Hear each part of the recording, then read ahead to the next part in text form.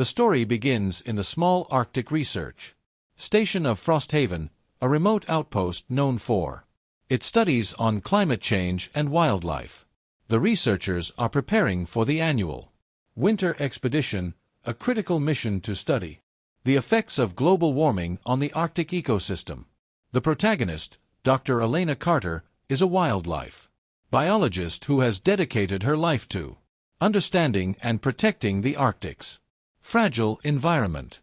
Elena is haunted by the recent loss of her mentor, Dr. Samuel Hayes, who disappeared during a solo expedition the previous winter. Elena spends her days analyzing data and her nights staring at the endless ice fields, trying to make sense of Samuel's disappearance. The researchers whisper about the curse of the Arctic, a superstition that claims the ice takes a life every winter.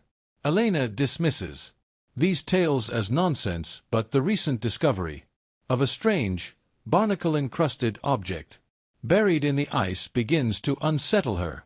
One morning, Elena is called to the edge of the ice field by a frantic researcher who claims to have found something unnatural. Elena arrives to find a massive, musk ox-like creature lying on the ice, its body covered in millions of barnacles and parasites.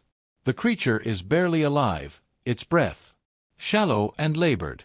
The researchers gather around, murmuring in fear and awe.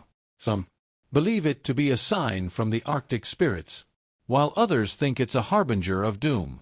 Elena, driven by both scientific curiosity and a deep sense of empathy, decides to save the creature.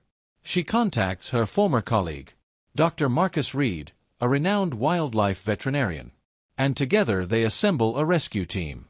The team includes Captain Sarah Mitchell, a seasoned Arctic guide with a mysterious past, and Liam O'Connor, a young and ambitious environmental scientist. The rescue team works tirelessly to free the creature from the barnacles and parasites that cling to its body. The process is grueling and dangerous, as the parasites seem to react aggressively to being removed. One of the team members, Jake, is bitten by a particularly large parasite and falls ill, his skin turning pale and his eyes glazing over. The team is forced to quarantine him, adding to the growing tension. As night falls, the creature begins to emit a low, mournful sound that echoes across the ice. The researchers grow increasingly uneasy, and some begin to demand that the creature be killed before it brings disaster upon them. Elena, however, is determined to save it, convinced that the creature is not a monster but a victim of some unknown force. As the team continues their work, a violent storm rolls in, cutting off communication with the outside world. The storm is unlike anything the researchers have ever seen, with winds that howl like the voices of the damned and snow that falls in blinding sheets.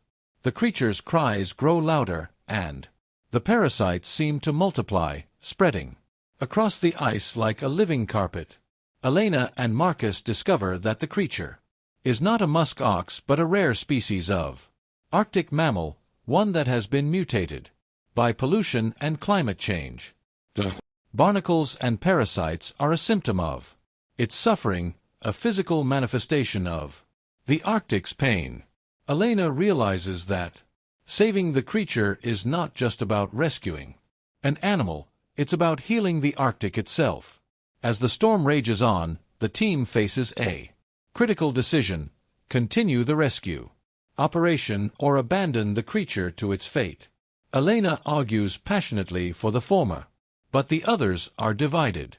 Captain Sarah, who has seen her share of horrors in the Arctic, warns that the creature may be beyond saving. Liam, however, sides with Elena, driven by his belief in the importance of their work. In a moment of desperation, Elena makes a breakthrough.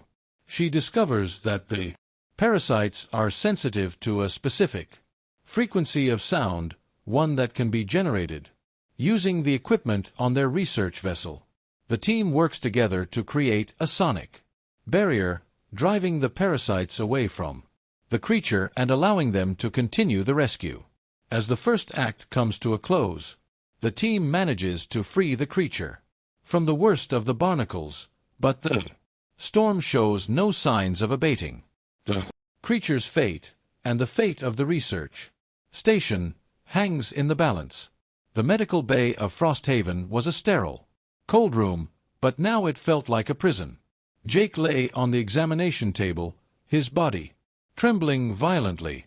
His skin, once tanned from years of fieldwork, had turned a sickly gray, and his veins bulged black beneath the surface.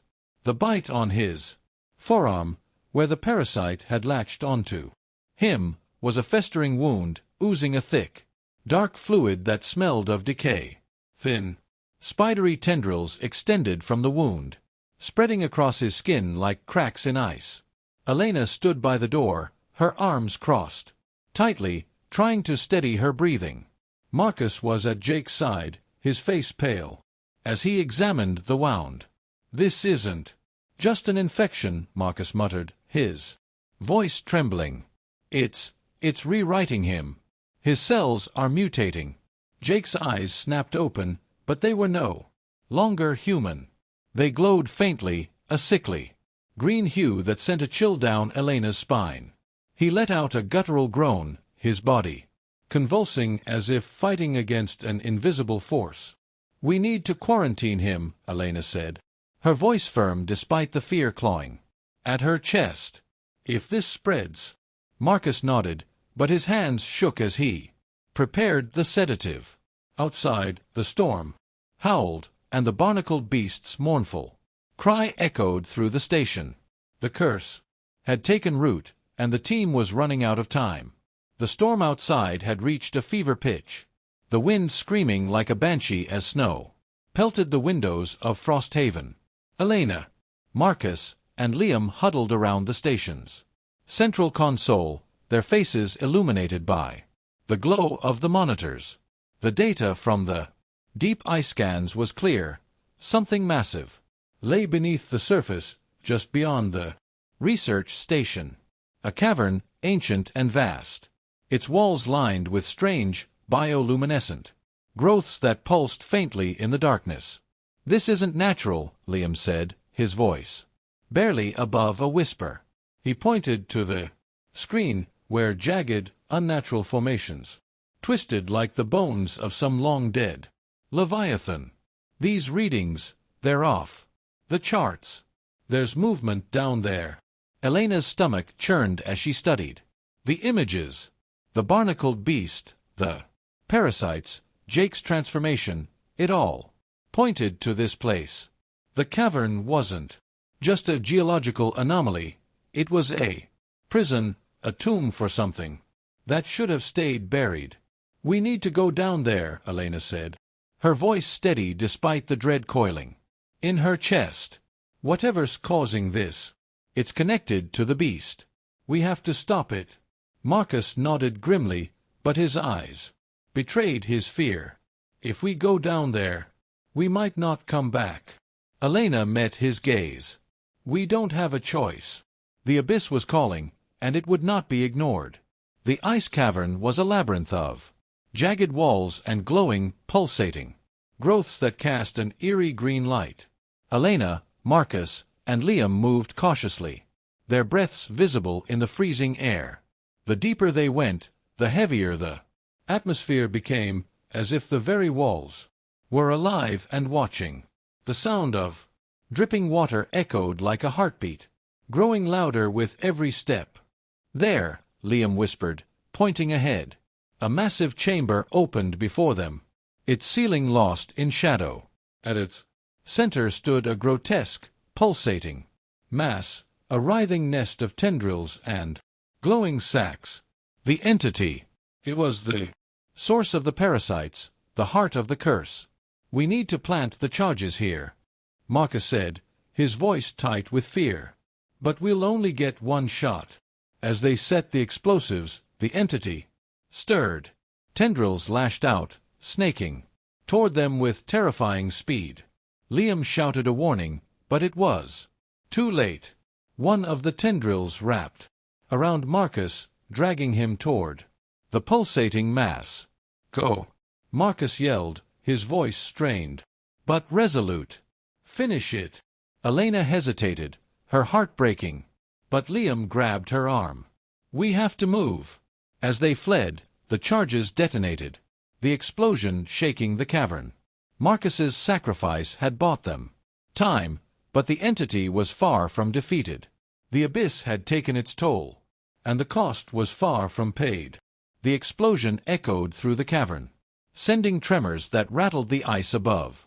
Elena and Liam barely made it to the surface, collapsing onto the snow as the ground beneath them groaned. The storm had momentarily quieted, as if the Arctic itself was holding its breath. But the silence was short-lived. Back inside Frosthaven, Elena pored over the data they had collected. The entity wasn't just a creature.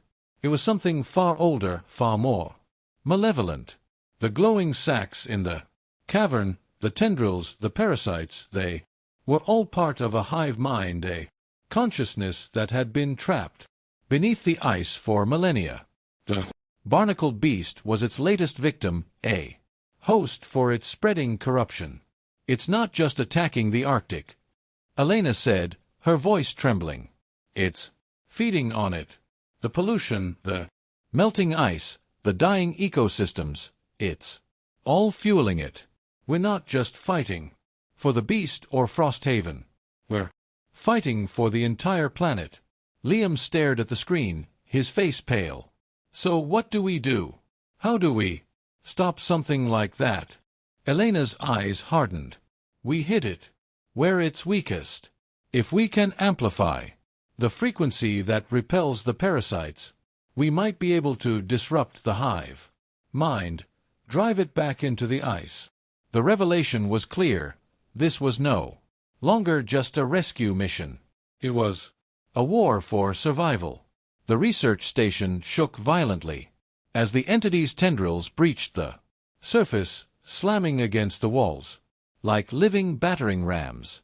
Elena and Liam sprinted through the corridors. The frequency generator clutched tightly in Elena's hands.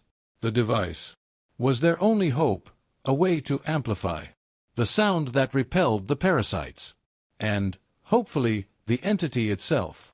"We need to get to the comms tower," Elena shouted over the chaos. "It's the only place strong enough to broadcast the frequency." Liam nodded, his face grim.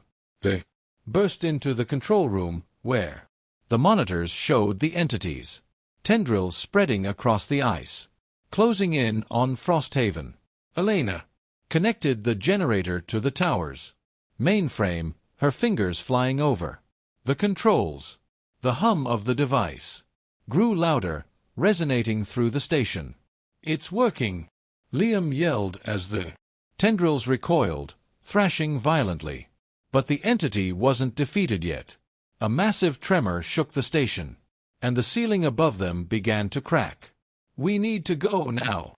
Elena grabbed Liam's arm, and they bolted for the exit. Behind them, the station groaned and collapsed, swallowed by the ice. They emerged into the blinding snow, the frequency still echoing across the Arctic. The entity's tendrils retreated, vanishing into the abyss. But as the storm subsided, Elena knew this was only a temporary victory. The entity was wounded, not dead, and it would return. The remnants of Frosthaven lay in ruins. The once proud research station now, a jagged silhouette against the endless white. Elena and Liam stood on the icy plain, the frequency generator humming faintly in Elena's hands. The entity had retreated, but the air still crackled with its malevolent presence. The barnacled beast, now free of most parasites, stood nearby, its massive form trembling as if sensing the coming battle. "We can't let it regroup," Elena said, her voice steady despite the exhaustion etched into her face. "We need to finish this now." Liam nodded, his breath visible in the freezing air. But how? We barely survived the last encounter. Elena's eyes hardened as she adjusted the generator. We amplify the frequency to its maximum. It'll burn out the device, but it might be enough to destroy the entity. As they prepared, the ice beneath them began to crack, glowing faintly with the same sickly green light as the cavern. The entity was rising, its tendrils breaking through the surface like the fingers of a waking giant. "This is it," Elena whispered, her hand hovering over the generator's activation switch. "For the Arctic. For everyone." Liam gripped her shoulder. Together, with a deep breath, Elena flipped the switch. The generator roared to life, its pulse resonating across the ice. The final stand had begun. A fierce battle ensues, with the team fighting both the researchers and the parasites. Elena is forced to confront her own fears and guilt, realizing that Samuel's death was not an accident but part of the entity's plan. She finds the strength to fight on, driven by the memory of Samuel and the hope of a better future. In a final, desperate act, Elena uses the device to destroy the entity, but at great personal cost. The storm subsides, and the barnacled beast is finally free, its body cleansed of the parasites. The research station begins to heal, but Elena's fate is left uncertain. The story concludes with the research station rebuilding and the team reflecting on their journey. Liam takes over Elena's research, determined to continue her work, while Marcus returns to the city, forever changed by his experience. The barnacled beast roams free, a symbol of the Arctic's resilience and the power of hope. In the final chapter, the researchers gather to honor Elena's sacrifice, and the barnacled beast is seen one last time, standing proudly on the ice. The story ends on a note of bittersweet hope, with the understanding that the Arctic, like life, is both beautiful and dangerous, and that it is up to humanity to protect it.